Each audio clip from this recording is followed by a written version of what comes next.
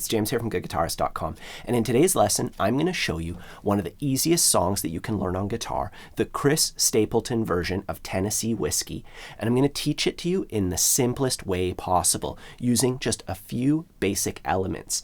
Our goal is to be able to play through the entire song comfortably. I already have another lesson that goes over this song in its entirety, using bar chords, the riff, every single little detail. This lesson is just about the basics. And if you do need help with the basics, I have a free ebook. It's completely free to all my subscribers. There's a link down below that goes over all the fundamentals of acoustic guitar, strumming, chord shapes, putting it all together. So please check that out. And if you have any questions, please ask in the comments down below. Don't forget to like and subscribe if you'd like to help support the channel. Otherwise, let's just jump right in with the chord shapes. The first chord is G, and that's followed by A minor. And that's it. It's just those two chord shapes back and forth. So we should spend some time figuring out how to make that transition as smooth as possible. Now, unfortunately, with G and A minor, they don't share any fingers. That's a really good trick. Some chord shapes, you can just pivot off of one of your fingers, and it makes it so simple. But what we can do with these two shapes is we can plan our order of operations. When we're starting out on G, we can move to the A minor chord. Maybe we'll put our first finger down first, and then we'll put these two fingers down together. And that gives us two steps to follow. So we have our G chord, and we go 1, 2. You could also go 1, 2, and do it in whatever order you like. Sometimes it's nice to change up the order, especially if you've been struggling for a while to grasp certain chord switches. But the point is to do it consistently during your practice session, and just keep silently switching 1, 2. And when we're switching back, I like to go like this. I like to put these two fingers down first on the thicker strings, and then these two fingers. We just go back and forth between our chords like that, going 1, 2, 1, 2. And we just switch silently. And then we can try it out, picking each string to see if they're ringing clearly. And if you need help with that, like I said before, I have my free ebook, which comes with a bunch of videos that they guide you through this chord switching process. But I also have a complete beginner's course, which takes you from absolute beginner all the way to confident strummer. So please check that out if you'd like extra help really putting those fundamentals together and becoming comfortable strumming and singing along to your favorite songs. Either way, those are the chord shapes. Now we're going to strum them in order, counting out loud, just to make sure we strum each one for the right amount of time. Starting out on G, 1, 2, 3, 1, 2, 3, 1, 2, 3, 1, 2, 3, 1, 2, 3, 1, 2, 3, A minor, 1, 2, 3, 1, 1, 2, staying on A minor, 2, 3, 1, 2, 3, 1, 2, 3, 1, 2, 3, G, 2, 3, 1, 2, 3, 1, 2, 3, 1, again, 1, 2, 3, 2, 2, 3, 3, 2, 3, 4, 2, 3, 1, 2,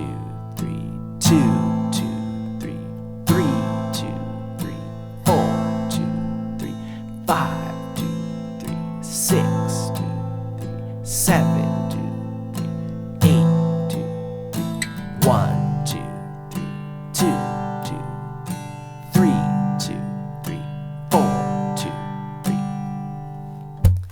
So you may have noticed a couple things with the counting. First of all, we were counting to 3 in each measure, and that's because this song is in 3/4 time. You could also say it's in 6/8. There's a few different things, but let's say for our purposes that we're counting to 3 for every measure.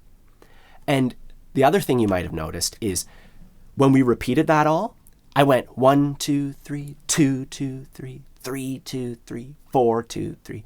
And that's because I was keeping track of how many measures were passing.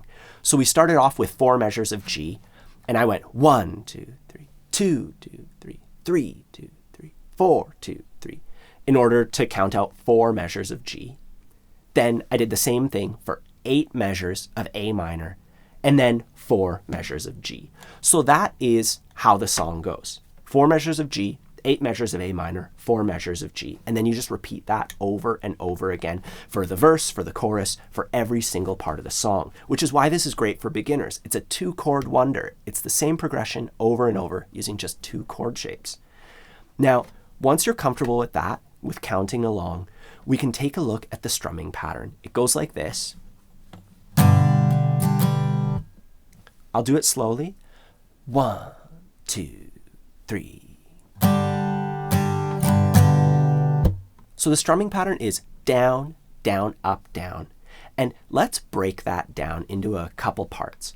First, on beat 1, we have a downstroke, and that's simple enough. Just 1, 2, 3.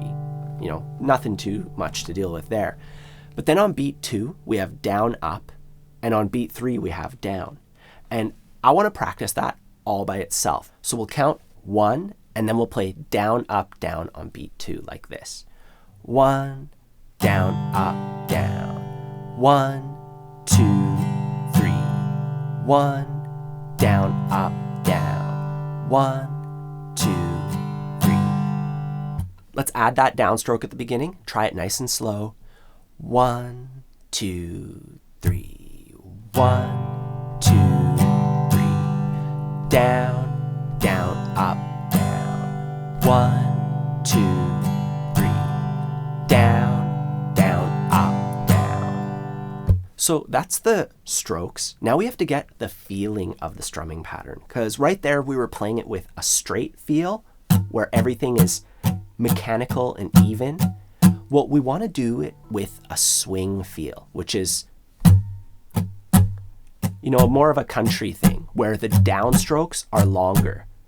Down, up, down, up, down. So see how the downstrokes are longer with the swing feel? You could even mute your strings like I'm doing and just try that.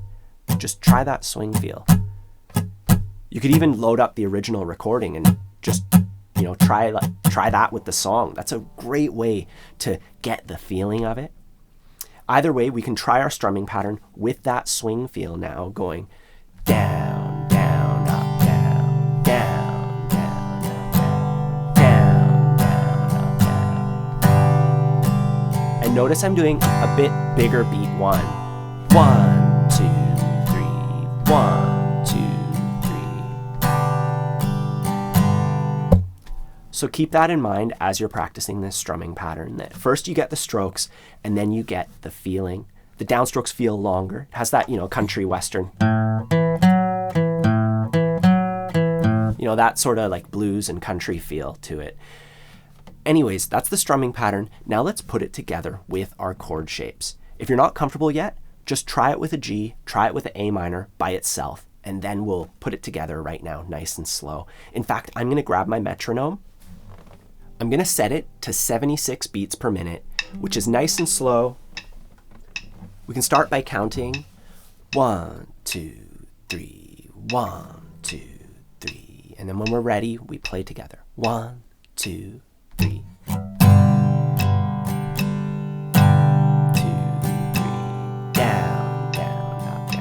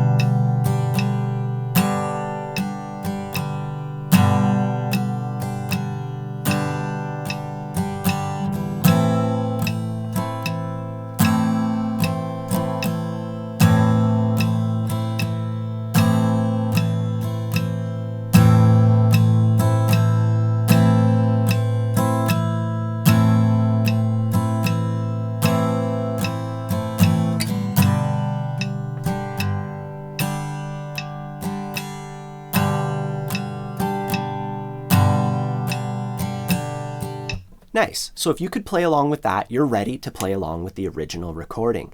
And one thing with the original recording is they have a capo at the 2nd fret. That puts it in the right key for Chris Stapleton's singing voice. So you would need to put a capo on the 2nd fret, which is like a $7 thing that you can get on Amazon or wherever. It's not. It's a really essential tool for strumming and singing acoustic guitar, especially if you don't have an amazing voice that can go to any range. It really helps you put things in the right range for your own singing voice. I have no affiliation with any capo, anything. I'm not trying to sell you one, but I do think it is a valuable tool for an acoustic guitar player. Regardless of all that, let's do a quick recap of how I want you to practice this song. First thing is to work on the chord switching. Remember that order of operations, whatever order you like. I like doing it in a particular way. You can do it whatever way. Just keep it consistent, work on it silently, and go through the motions over and over again till they're comfortable. It might take a while. It's not going to be an overnight thing for most people. So you get the chord switching out of the way. Then you do it downstrokes only, just like we did in this lesson, just so you can get it in the, play each one for the right amount of times, count it out properly. Then you practice the strumming pattern by itself. You could even practice it with your strings muted, work on the strokes, work on the feel, that swing feel. Then you put it together with the chord shapes finally, and that's the way to work on a tune, especially when you're just getting started. Now, if you would like more help with this entire process, I have a complete beginner's course that goes from start to finish through everything you need to do to become a confident strummer. We learn all the basic chord shapes, all the most useful strumming patterns. We talk about developing your sense of rhythm. We learn songs along the way, so you have a way to actually test yourself and see if you're getting it, and if it's working for you. So please check that out. There's also my free ebook, which you should definitely check out if you haven't gotten your copy already. Otherwise, have a fun time practicing, and I'll see you soon.